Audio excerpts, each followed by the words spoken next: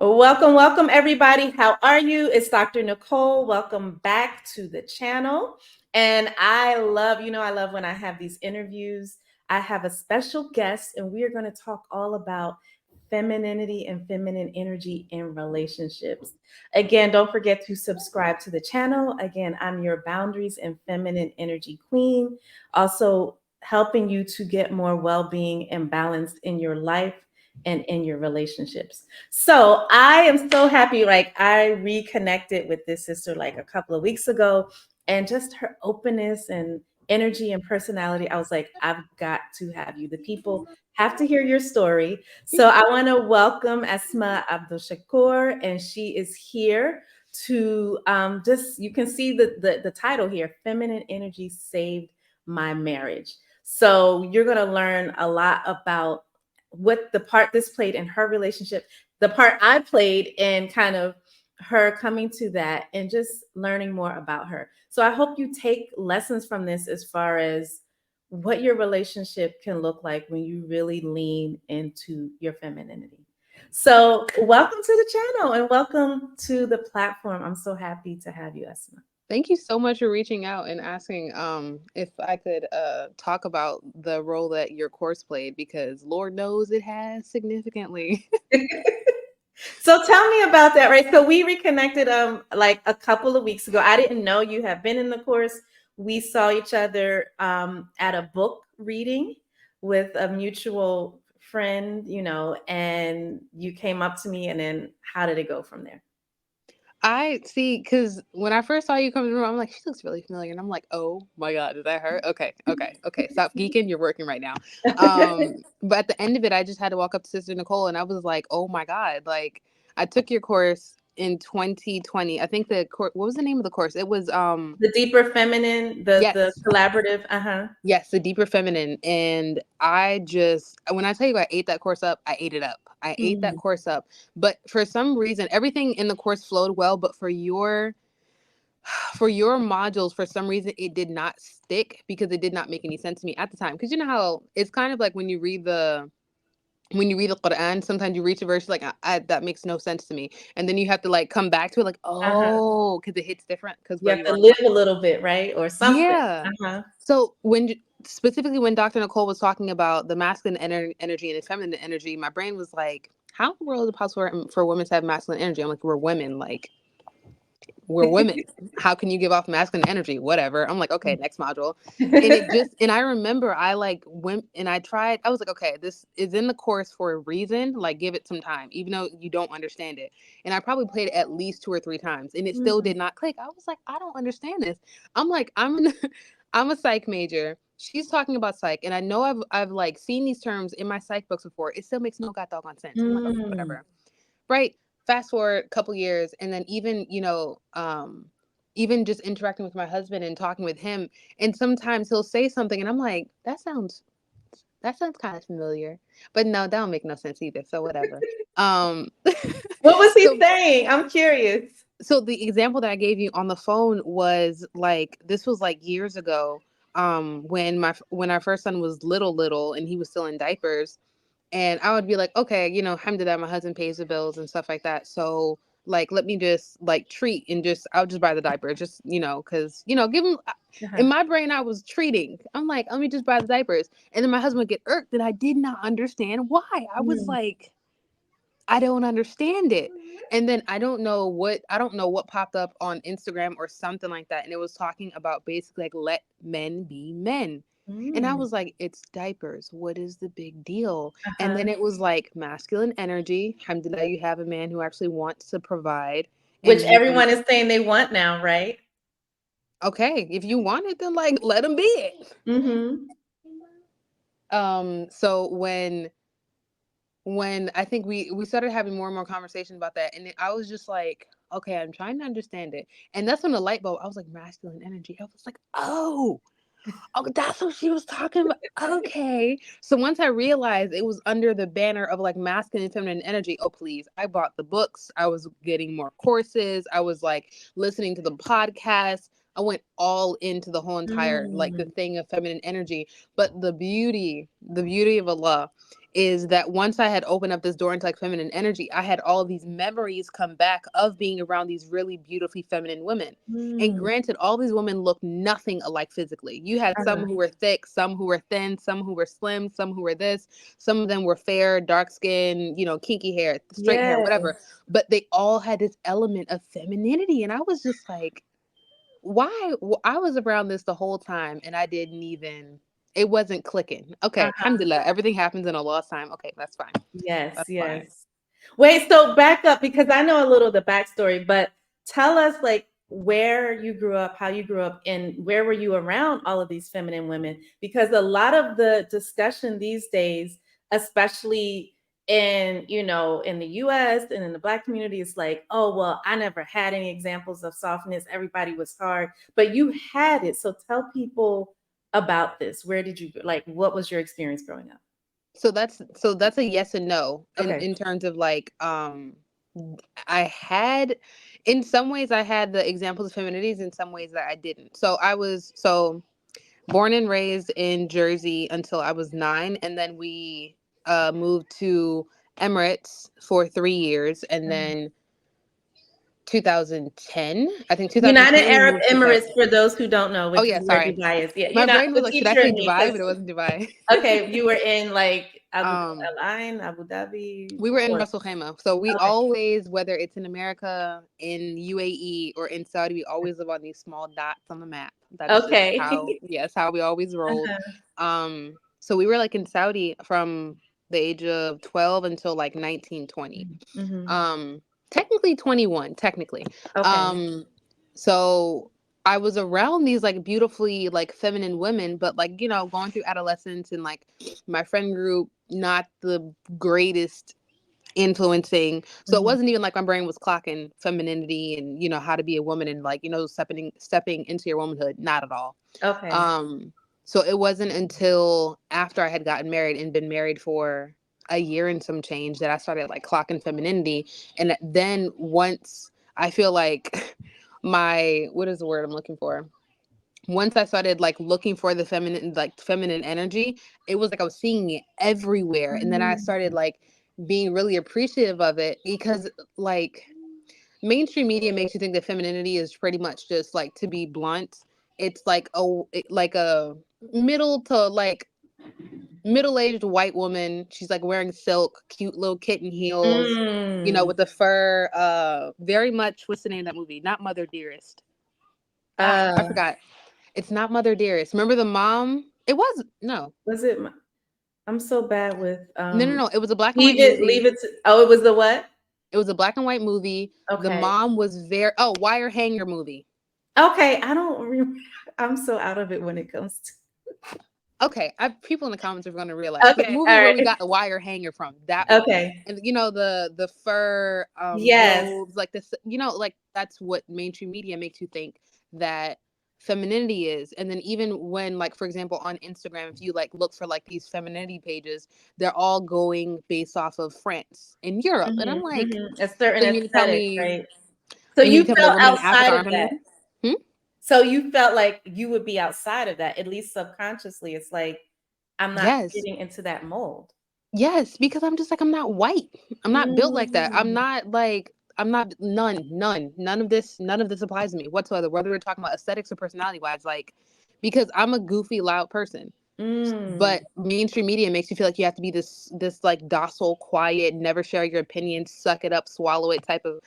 Granted, in my opinion, based off of where I am on my like journey to femininity and stuff like that, mhm, you can still have your personality of being loud and goofy. It's just, it has a time and a place. mhm. You learn to refine Yes. certain aspects, right? It doesn't Yes. You mean can't just you're be you yes. can't just be walking the room all loud and just like out of, no. Maybe when you were 12, possibly. Mm, mhm, mhm, Um, but in terms of like where I saw the representation, a lot of it when I was like thinking back, a lot of it came from like my teachers, my Quran teachers, in the Islamic school, I'm talking in referring to like Saudi. overseas. Uh-huh. Yeah. Um And what was beautiful over there, because even though I grew up overseas and going to government schools and international schools and stuff like that, there was like pretty much a lot of internalized self-hatred for a number of years because, you know, Mm. being dark skinned, whatever, not seeing a lot of positive Black representation, which was Mhm.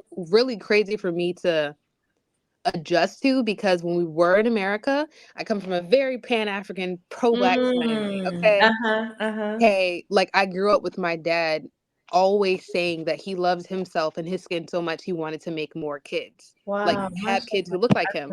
So I was Yes. like, oh, okay, so we are beautiful. Okay, great. So that's what I heard on a regular.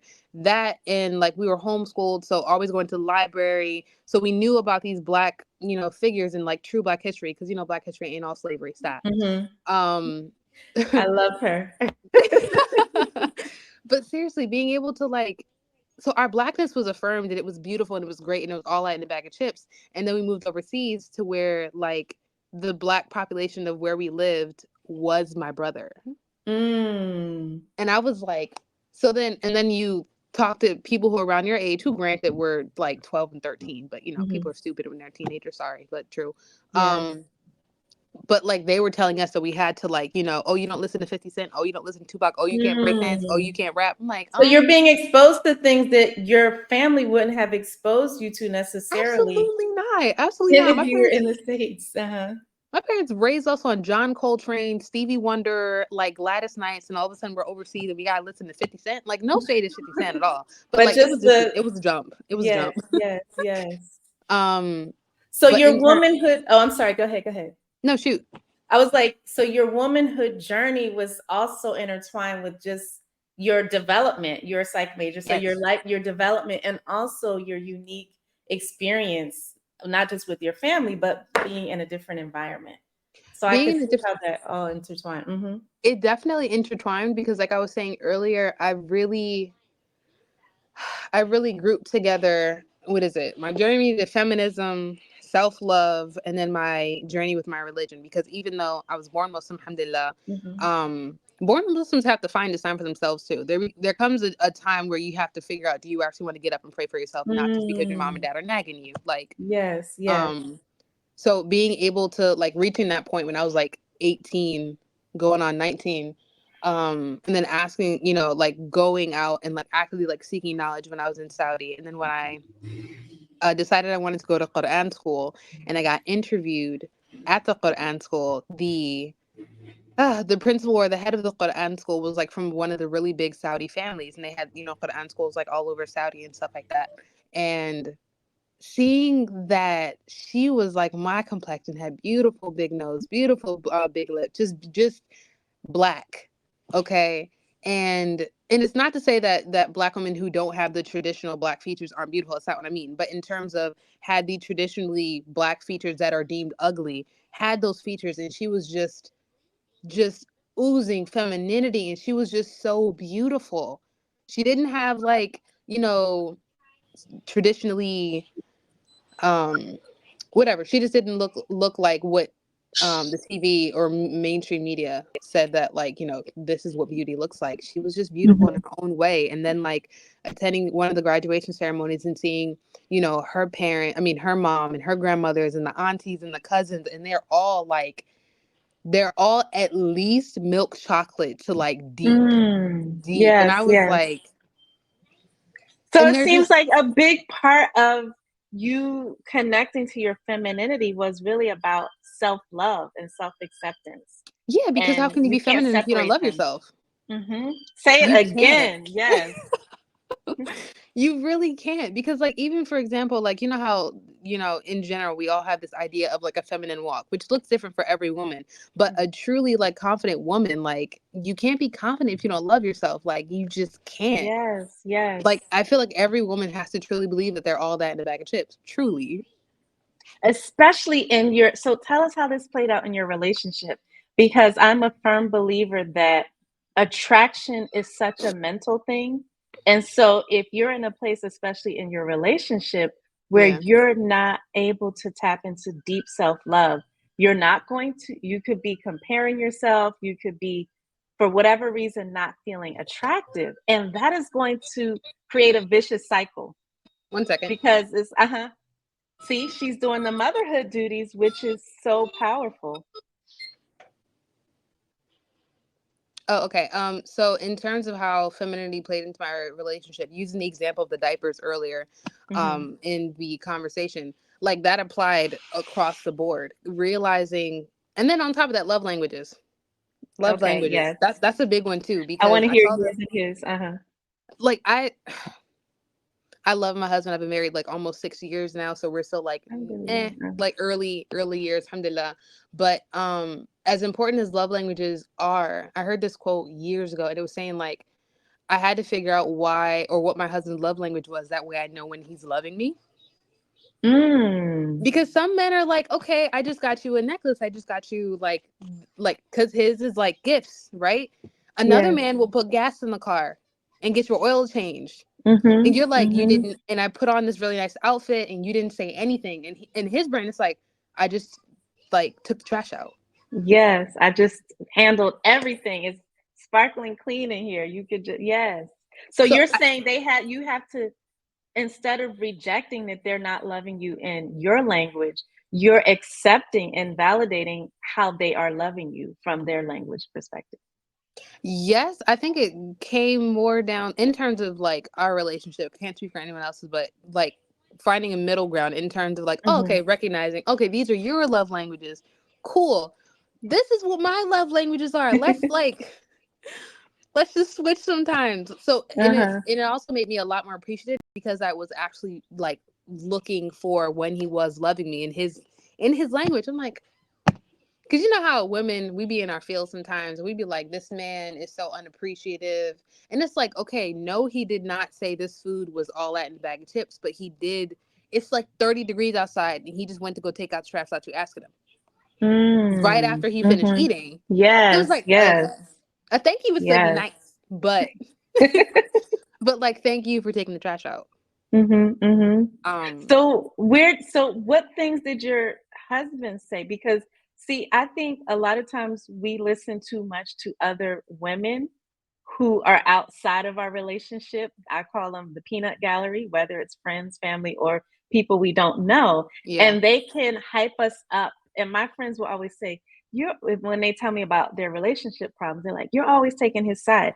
I said, no, I'm not taking anyone's side, but I refuse to cheerlead you into misery and wanting to break up with your husband over Oh, I can't. something, but a lot of times the other women around us will be like, girl, yeah, he didn't, you know what? He didn't even say thank you. See, men never and then it becomes this whole thing in your head. And I'm like, See, curious, what did he say to you? it was a lot of the it was a lot of conversations of like basically like how do I explain it? Because some men don't communicate clearly and that's completely fine. For Mm-hmm. me, what also contributed to like us being able to like have a better quality marriage, alhamdulillah, is also having a whole what I call a circle of aunties. So I have aunties who I go to for parenting issues. I have aunties who I go Mm. to for religious stuff. I have aunties who I Uh-huh. go to for marriage issues. And these are women who have been married over Yes. 30 years. Yes. Ooh. And for example, instead of them sending you a 20-minute voice note talking about how what he needs to do, what he needs to do, first of all, I'm not asking you for advice. That's not even okay. Just let me Yes. know where you got your purse Uh-huh. from. That's it. Um, having like, for example, like I'll reach out to my auntie and I'm like, okay, me and my husband are having this problem, and I don't know what the heck to do about it because, it's like, say for example, my husband's not communicating, and then she'd be like, well, I don't really know how to handle this one. Let me get back to them and go ask my husband what he thinks.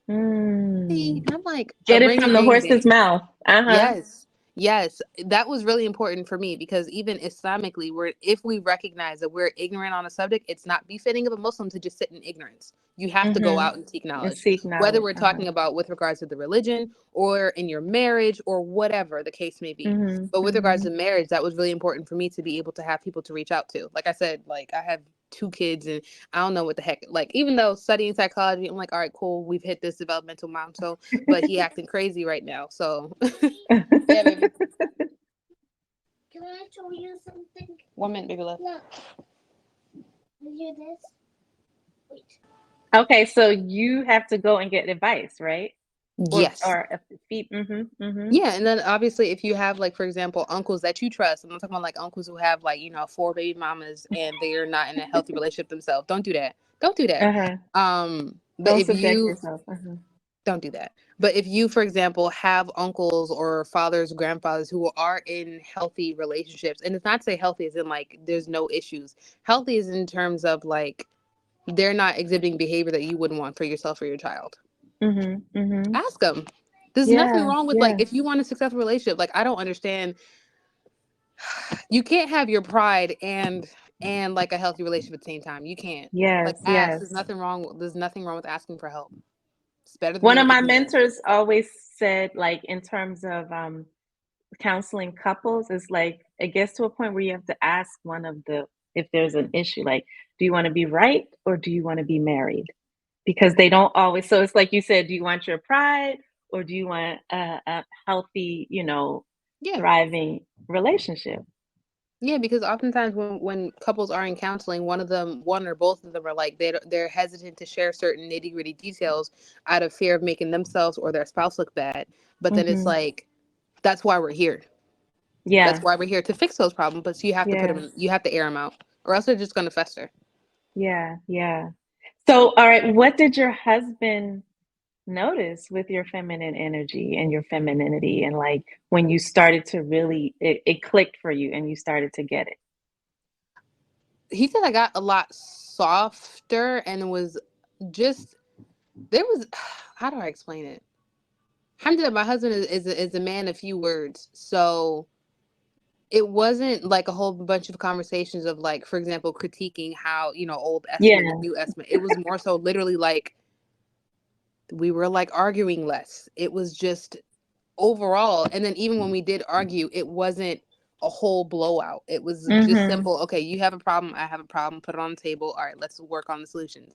And I think even with regards to my femininity, that even ties into my like practicing of Islam, because I feel like a lot of the times in the past where I was very loud and rah and I have Mm. to control the situation, I needed to go this way because I feel like I'm right, was a lack of trust in Allah's decree. Mm. Say Okay. that again, right? Because you were trying to control that which was Yeah. not in your control. Yeah. I mean like for example, like if we are, this is a hypothetical, but like if we're arguing about um what is it? uh I feel like our kids should go to sleep at like 8:30, but he just got off work at like 8 You want something. to see them. Uh-huh. And I'm like, I do not care for them to be cranky tomorrow, so let's just put them to sleep. So old Esma was just like seething. I could not sleep. I just like, I just could not function, right? But like now Esma, who's frankly too I'm too old and tired to be that, seething over the What's your small stuff. young self? Kids will age you. Um, but like now it's just kind of like it's not that big of a deal. Like I like they'll go to sleep and they go to sleep. Like or even Hmm. like if my kid's fighting sleep and it's like in a pitch dark room and we're all trying to go to sleep, and if he's up and decides he wants to count all 20 fingers and toes, you gonna fall asleep when you go to sleep. I'm going to sleep. Yes, yes, So yes. you can't like be super rigid and trying to control every aspect of life because one, you're not the Lord. Um, Hmm.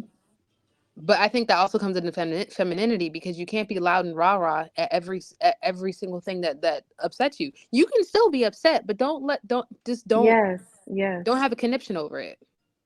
And you're talking about like part of femininity is being able to go with the flow.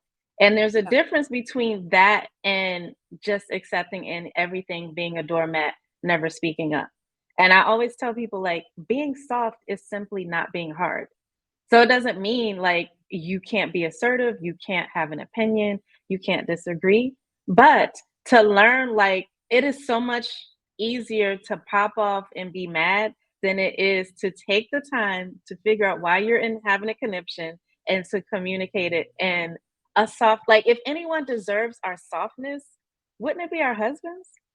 Yes. Because Not the like I people feel that we're like this nice to out there.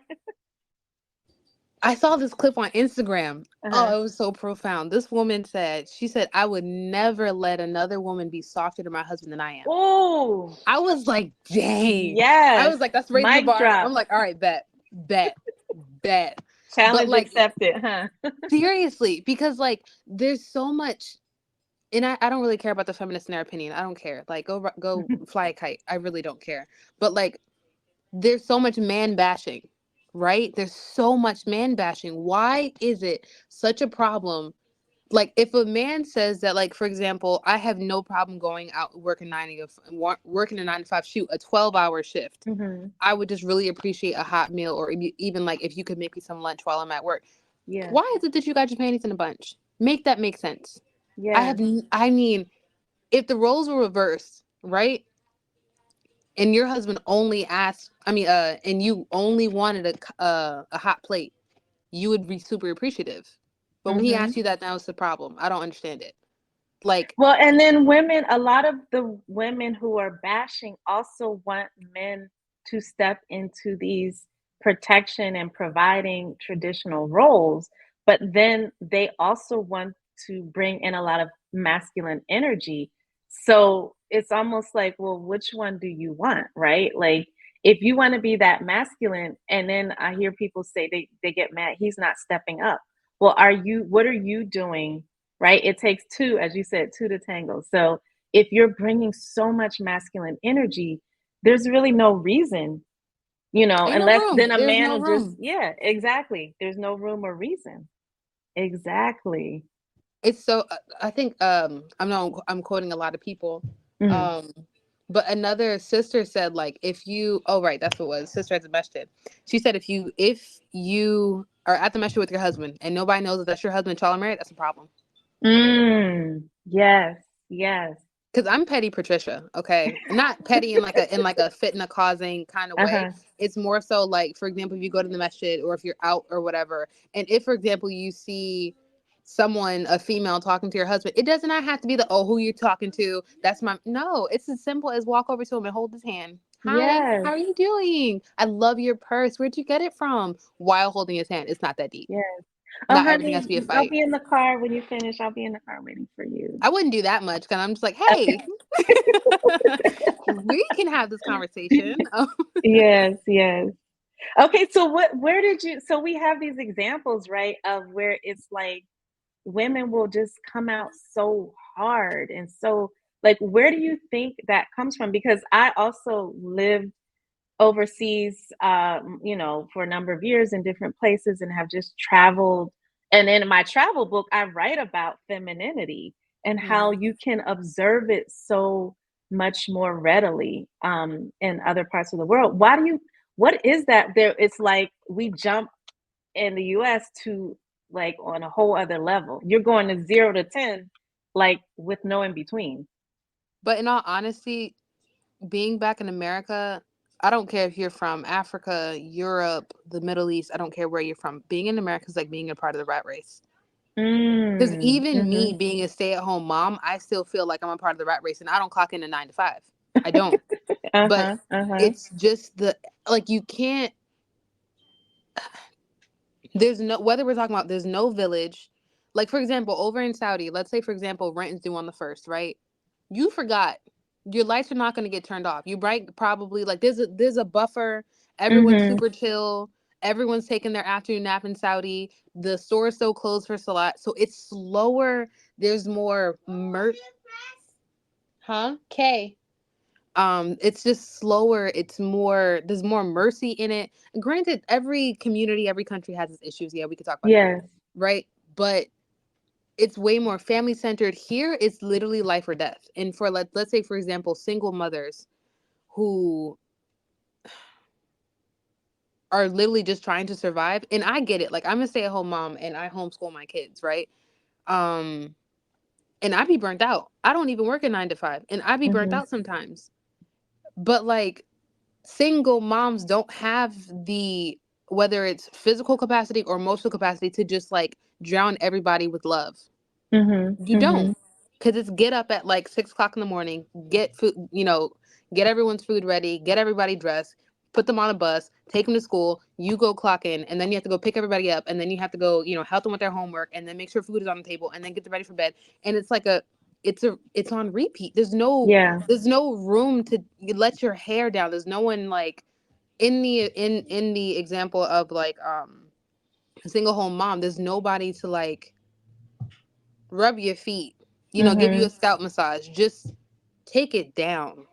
Yeah, yeah, America yeah, is just very, and like even other countries have like whether it's family centered, and even if, for example, you are in overseas by yourself and you don't have your family, there's still extended family. yeah. Like It's I a more remember communal environment. So the individualism is, I think, what drains us, drains it people. is. It's Hmm. just, and it's very like it's very over here. Somebody goes through something, you're just like, oh, my condolences. I'm so sorry that happened for you, Hmm. happened to you. And then you might get a card, you might get a text message. But like overseas, I remember I had a really rough birth with my first over in Saudi, Hmm. and my mom wasn't there. It was literally just survival mode. Me, my husband, and this new baby. Uh-huh. I was 21 and I had a C-section. So if you had a C-section, you walking around looking like the Hunchback of Notre Dame for a Mm. minute. I And I didn't remember experience it, but I've heard like it's just it's uh-huh. it can be rough. It doesn't always have to be, because I had a second C-section and amazing experience. I had fun. It was Mm. great. But in it, referring back to like that specific experience with my son over in Saudi, no one was there. So my husband, he was still, going to school full time. So he was only able to help as much as he could. And I remember one of my classmates, because I was in school when I was pregnant. Now I'm not, because going through Hmm. postpartum. She had at the time one, two, three, four, three, like three and a newborn, three kids and a newborn. And she bought butter, couple of eggs, a Mm. bowl, spatula, a pan, bought all her kids, and she came Hmm. over. She was like, "You got some salt, pepper, and garlic?" I'm like, "Yeah, they're in the cabinet." And she literally sat her kids up. She came in my house, sat her kids Uh-huh. up. So and so, you can play over here. So and so, you can play with this. So and so, you can play with this. She went in my kitchen. She bought all her cookware herself and food, and she cooked me some eggs. And she sat Yeah, down and she was like, yeah, "Talk to me. What's up?" yeah. A level of Like, being present and really helping you with no it's no expectation of something in return. It's simply for you. and that, how could that not affect your femininity and also Yeah. affect like your marriage? Because I found that women who don't have a village often expect their husband to be everything. Yes. That's why Yes. they're devastated when their husband does something wrong, or if he doesn't say thank you. I put my everything. No one asked you to put your everything into your husband. Yeah. Yeah. So I'm it like, becomes a cycle, and then it you does. become, even within your marriage, you can become more masculine because you're feeling resentful. There's like an underlying seething, upset, and you all are Definitely. communicating. But what do Yeah. you think? Like, I'm gonna play devil's advocate. I totally agree with you, right? The Western cultures, the rat race, especially in the US, because a lot of the places in Europe, there's more of a social safety net, right? But isn't that more reason, if we see the crisis in our communities of relationships and marriages, this should be more reason for us to say we have got to look at this femininity, and even us getting on the being participants in the rat race. So when someone tells me I don't have any time, I will say, do you have 5 minutes on the front end and on the back end? Can you build on that, right? Because here's the thing, if you don't do it, no one, the rat race is never going to stop. No one is ever going to come and save you and say, hey, my dear, right? And if you don't start to claim that for yourself, and even getting in communities, which is what made me create my community, which is like a place where women try to nurture their softness so they can go back to their kids, their husband, or whatever it is, to themselves. But I'm thinking like we have got to get to the point where we're just diagnosing the problem. When are we going to participate in the solution for ourselves? Not, I can't even like literally, for this is the time to be selfish. When can you participate in the solution for your own femininity? Because people, I get women every day trying to explain over and over why they're so masculine. And I'm like, I get it. I totally pick up any history book, look outside. I Yeah, get it. no one's invalidating your feelings. No one's saying that no one's saying that you don't have a reason to. No one's saying that at all. Yes. But when are we gonna stop? because like I remember we're not talking about femininity because I know for me I had like years of self-hatred. Ugh, I hated. I had years of Mm. self-hatred, okay? But I Mm-hmm. specifically remember one day I was like, yo, this is tiring. This is exhausting. Mm. This How is old were absolutely you? exhausting. I was like, must have been 16. Uh-huh. I remember I went in the bathroom and one day because I remember I was like transitioning from. Let me clarify. Sorry. I know. Um, Wait, to be a hijabi, like, okay, because no, I'm like, sorry. I hope you cut that out. okay. I was transitioning from perming for majority of my life to being Mm. natural. And I remember I went in the bathroom one day and I was like, yo, this is ghetto. Because you know how when you transition, your hair just looked like scraggly noodles for like the longest time. Mm. You got roots and then you got scraggly noodles. And I was like, this is really ghetto. Mm. This is really ghetto. And I just remember I went in the bathroom. This was like early in the morning on the weekend. And I just took scissors and I just cut it all off. And I think I mixed like a whole mohawk part.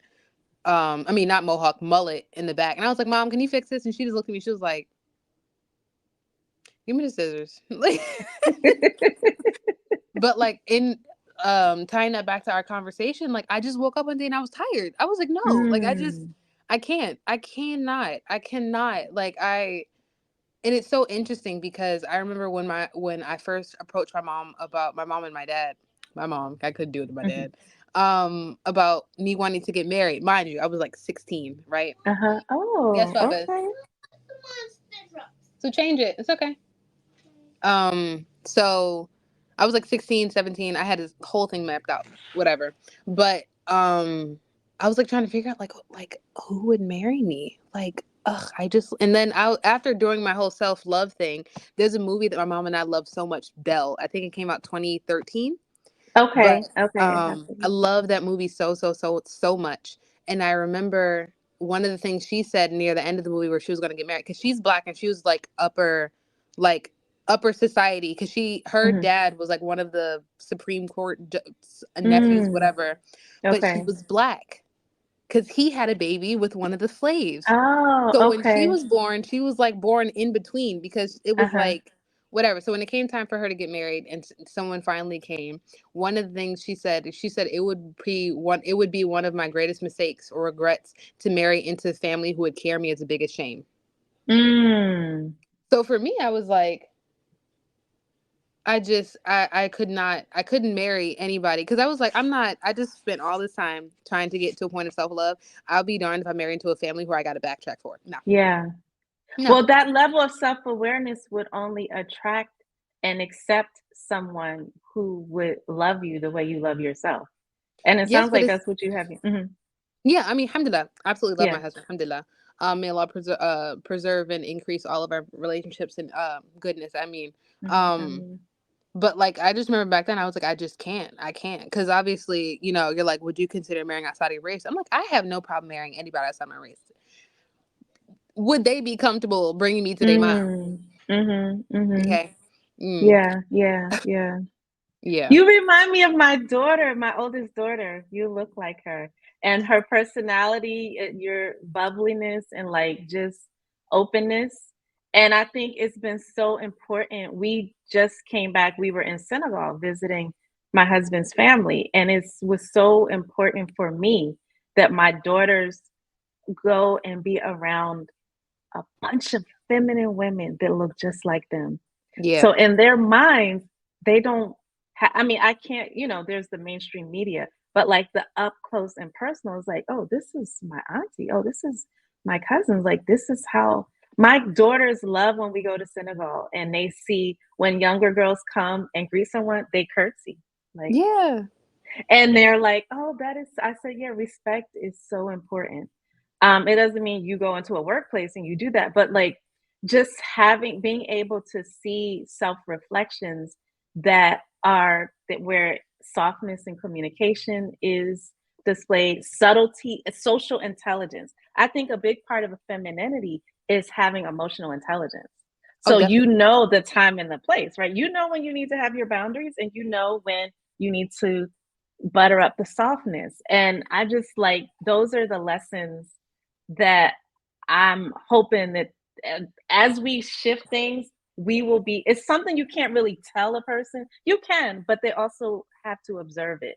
and see it with you. Muhammad, change it, Bubba's. The so two things came to mind. One was another significant contributor to, like, feminine energy and me changing how I was her name is Miriam Lemu, Mm. Lemu, and she has a Okay. her and her husband, they do marriage counseling. I think they're South African. I think they're South African. Anyways, Okay. amazing. Okay. Amazing. Bring it to me, Bubba's. And then the second thing that came to mind in terms of how you said there's a time and a place, right? Mm-hmm. Miriam Lemu said, "Don't light a match in a gas station." Oh, Okay, yes. right? Miriam, yes. I love that. I remember there was a hadith where during the time of the Prophet ﷺ, a woman's her son had passed, right, when her husband was, I don't know if her husband was out during jihad or he was just out of the house, right? And when he came back home, instead of telling him as soon as he came through the door that their son had passed, I think he asked about her, and then I forgot the response that she gave him, but basically she fed him, then they had marital intimacy, and then afterwards she told him. Mm-hmm. And the Mm-hmm. husband was like really upset, like, you waited this long to tell me. So the Mm-hmm. man went to the Prophet, sent him, and the Prophet sent him, said, like, may Allah bless this woman with more children, or may Allah increase her in blessings, Mm. subhanallah. So that was actually a good thing that she waited, right? Yeah, and the Prophet said, I'm actually like, he made dua for the woman because of how she handled it. And I know that within the circles of courses that I've attended on femininity and being Muslim, they always mention that hadith because of her tactfulness. Mm-hmm. Because Mm-hmm. oftentimes, whether we're a stay-at-home mom or if we work a 9 to 5 or whatever, oftentimes when our husband comes back home for work, we're just like, "Oh my God, you won't believe what happened!" Da, da, da, da, da, da. Yes. Instead of like, "Hey, my love, how you doing? Like, how was your day?" Yes. How are Like, give you? them I appreciate you. yeah, and why not just send them a text with saying, "I love and appreciate you." Mm-hmm. Mm-hmm. That's it. Like, I Yes. mean, honestly, what harm could that do? Honestly, but a lot There's of harm three could be things. done. A lot. What?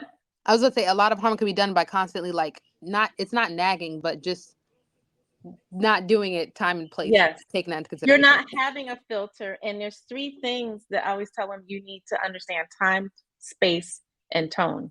You have Right. to have the right timing. Your tone. Can we talk about that? Right. Your tone can be the thing that triggers your Mhm. man, and his seeming withdrawn can trigger women. But also giving space.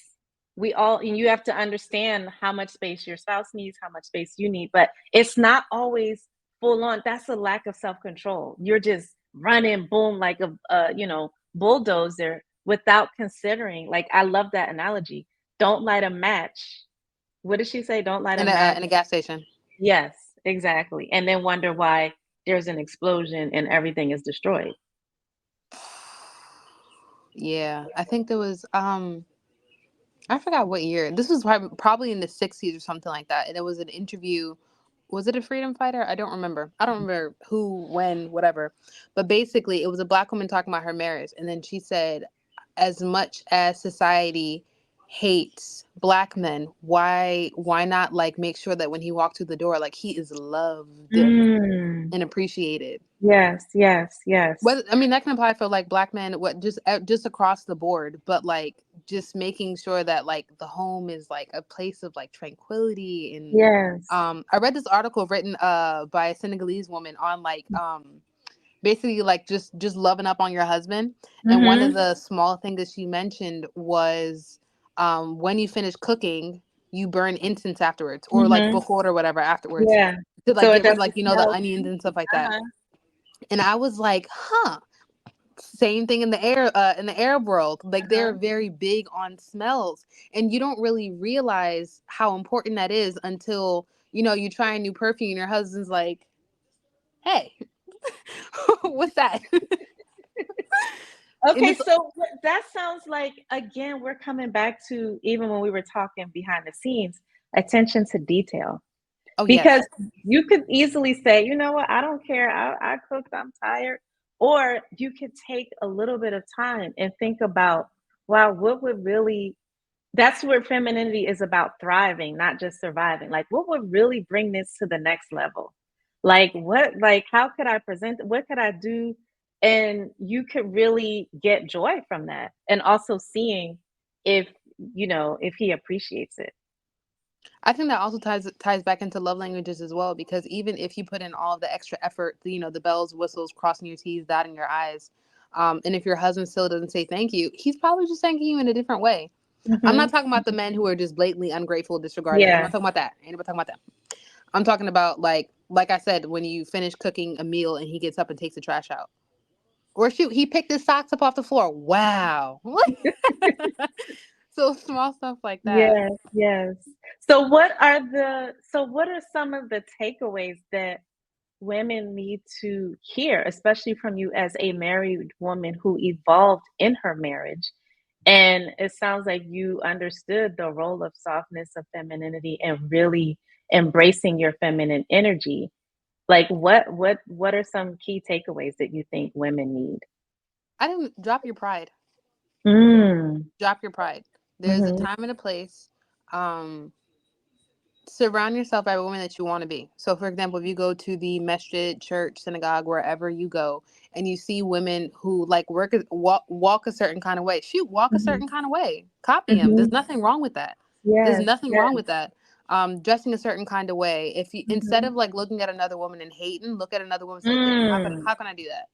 All right, Yes, cool. yes. Or if you see, like, for example, if you're out and or just on Instagram and you over here looking at other people's relationships and like, wow, they look like the perfect relationship. What are some things that you see that you could copy? Mhm. But Mhm. the biggest thing for me is recognizing that you know nothing and you Mm. have work to do, and I still have a ton of work to do. Humility. Um, but like, be humble enough to ask for help. Mhm. My Mhm. aunties know I am famous for sending a 20-minute voice note asking for advice on something, whether it's parenting, cooking. I don't know. Like, I'm in a rut and I need to like revamp this house. I'm saying that as I need to Wow, fold these so clothes. cooking and house stuff, right? To let some women tell it these days, like, oh, we don't need to do that. Yes, you So, do. You want to yeah. live in a pig pen? Get up and get up. Stop. So yeah, Stop. and it Stop waiting for creates a your. beautiful environment. Uh-huh. Uh-huh. No, like, here, I don't get it. Like, I have no idea. I don't understand. If a man says that he wants to take care of you, and all I need you to do is, like, for example, stay at home. Like, for example, what is wrong with someone saying they want to pay your bills? Mhm.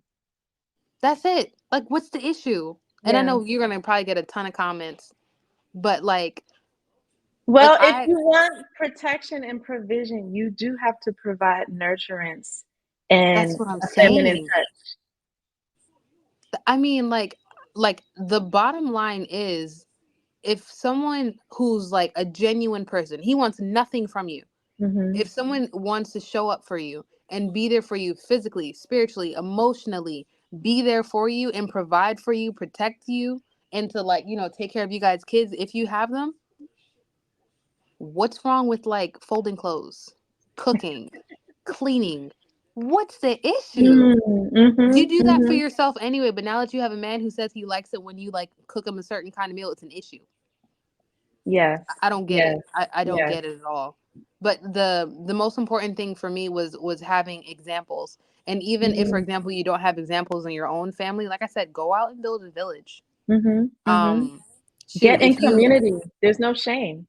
not at all. I am famous for trying to put together a program because, like, for example, if like I'm a homeschooling mom and I'm like, all right, so there's like we live in like this little dot on the map, and there isn't really a lot of like Muslim kids interacting. Mhm. Girl, set up a play date on Saturday mornings for the kids at the masjid. Then And bring some respect them toys. Tell other moms also. to bring toys. That's it. Now you can interact with other moms. You can like, say, set up a tea party, tell the sisters in the community, oh, you're from Senegal, bring your favorite tea. Oh, you're from Mhm. Morocco, bring your favorite tea. Oh, you from like Georgia, bring peach cobbler. Like Like the event we saw each other at. It was so beautiful. exactly. And it was Very multiple. simple. It was Yes. simple and it was beautiful, mashallah. Yes. So one of the things that I'm hearing is like, first of all, put down your pride, drop the ego, learn the skills about how to communicate in a more feminine way. And when we were talking about that before we started recording, no, it's not saying that everyone has to talk in the same tone of voice, but you have to watch your tone. It's not saying everyone has to have the same opinion, but you have to understand how you convey your opinion, especially in your marriage. And like you mentioned, there's the prophetic tradition. Like you can find all through the hadith and all through the teachings examples, not about, it's about the small things, the marriages and the conversations and the do's and the don'ts, and even people's sexual lives, right? So Yes. it's telling you that these things are so important. So why don't we, and this is my message, right, to women, this is my soapbox, why don't, if we know we're lacking in an area, or once we come into awareness, or like we realize the way we're doing it always, being so this and that, like it's not working. So now it's time to go back and learn a new way. And now there's so many, that was what pushed me to start my community, the Boundaries to Bliss Society, where it's all about healthy feminine energy, healthy boundaries, and healthy relationships. How to communicate, how to take care of yourself. The more you take care of yourself, he's going to want to take care of you, ladies. You let yourself run into the ground, that doesn't like bring out, that doesn't elicit like Was it Jennifer Holiday or okay? It was Jennifer Holiday. Her song, okay, I'm not going. wait, I'm not going, you look, I gotta look it up. Okay, what were the lyrics? It was no, it had to. It was Jennifer Holiday. I'm not going. I don't remember if it's I'm not going or I'm not going anywhere. Oh, that famous song, Yes, like the loud song. yes, Okay, yes. great, beautiful, beautiful vocals. But do you want to be that one? Mm. Oh, I would never. Like, I could never let my man leave. Boo, boo. Let me look at these lyrics, because No, I no, no, no. It's remember. not about the lyrics. You have to hear the conviction, the amount of like Mm. she was like, I'm not going anywhere. I don't know if the backstory was he tried to kick her out. I don't know what the backstory was, but I remember I think I first heard it right on the Fresh Prince because he did that famous scene where he was singing, right? Oh yes, But yes. yeah, but like in terms of like femininity and stuff like that, like a woman who is secure in herself, she loves herself. I am not going to get on my knees and beg a man not to leave. A man who wants you will stay. Yes, yes. And then, okay, with in that same vein, if he's communicated with you that this is something that he's not happy with, and this is a consistent issue in your marriage, work on it. Don't be too prideful to think, because I remember when we ran into each other, you were like, I felt like when he was trying to give me subtle hints about the softness, I was like, please. So don't be too know it all to Dismissive, think yeah, that you can have to reject the feedback that someone's giving you. The yeah, feedback, and like yes, because we even say with marriage therapy, like a person doesn't leave unless where they are seems so untenable, so unpleasant that something else seems better. And that's on the male and the female side. So you want to water that garden. It's not going to be perfect, but so that, especially if they're giving you feedback, like that's golden. If they're telling you, that is golden. Now, get a it paper and a doesn't mean, pen. Get a yeah, paper and a pen. get a pen. Like, okay, you might be like, oh my God, okay. You might be like, just rocking back and forth. Like, it might seem like harsh to hear it all, but that's what you want, right? You want that communication. It is because like women, we will sit through a 20 to 45 minute makeup tutorial on how to blend our eyeshadow and our contour, but you Ooh, won't listen to a 5 minute tip on like ways to improve your marriage. Make it make sense. ooh, make it. It can't. It cannot make sense. I don't get it at all. But Yeah. I have to. So this is just like, we could go on forever and forever. I'm gonna have you back on. We're gonna talk about life in the Middle East, life abroad, and self-love, all of these other topics. But I want to thank you for being so open, because I think so many women can benefit from what you went through, and know that femininity and feminine energy can save your marriage, ladies. It can make your marriage more fulfilling. And I thank you so much, Asma. We are going to do this again. You all have a great day. Take care. You as well. Bye.